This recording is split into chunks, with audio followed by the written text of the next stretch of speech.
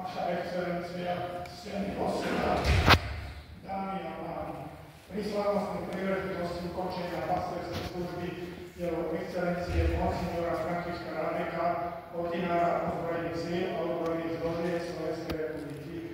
Mi prosím dovoľte, aby som spomenul hlavného svetiteľa jeho biskupskej vysviatky, jeho eminenciu Jána Chryzostoma kardinála Korca. Vážim si jeho dielo a snažím si pripomínať jeho význam. Som presvedčený, že akákoľvek forma pripomienky, ktorá prispeje k šíreniu jeho diela, je správna.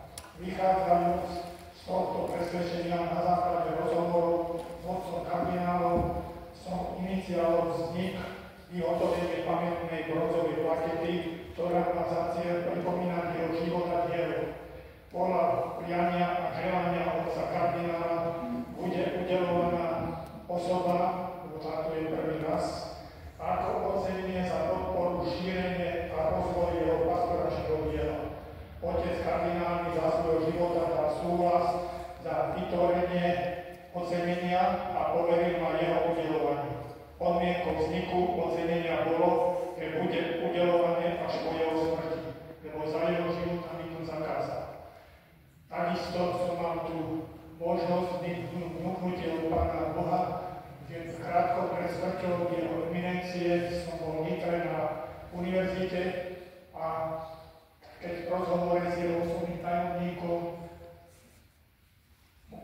tajomníkom Petrom Tiberským, keď sme spolu telefonovali, mi povedal, že otec kardinál spí, že oddychuje, tak som povedal, že či by ako otec Peter ho nemohol teda pozdraviť. No a otec Peter mi povedal, žiaľ, každú chvíľu už ako stane a ma nahnieva veľmi, keď neprídem ho pozrieť a na ňu sa bude hnevať na otca Petra.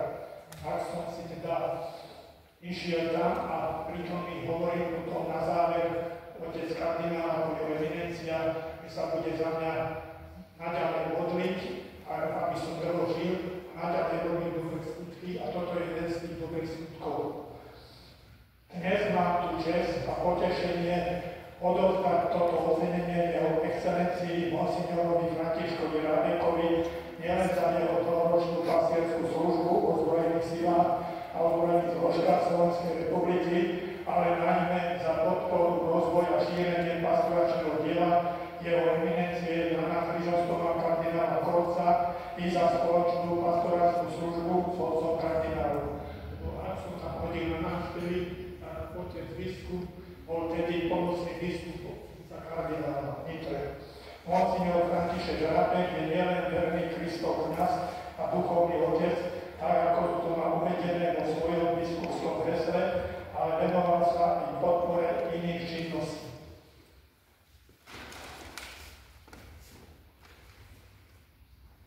Ako predseda Rady pre vedu, vzdelávanie a kultúru Konferencie biskupov Slovenska vykonal veľa záslužnej práce. Podporoval mnohé kultúrne i vzdelávacie aktivity. Je autor mnohých pastoračných publikácií.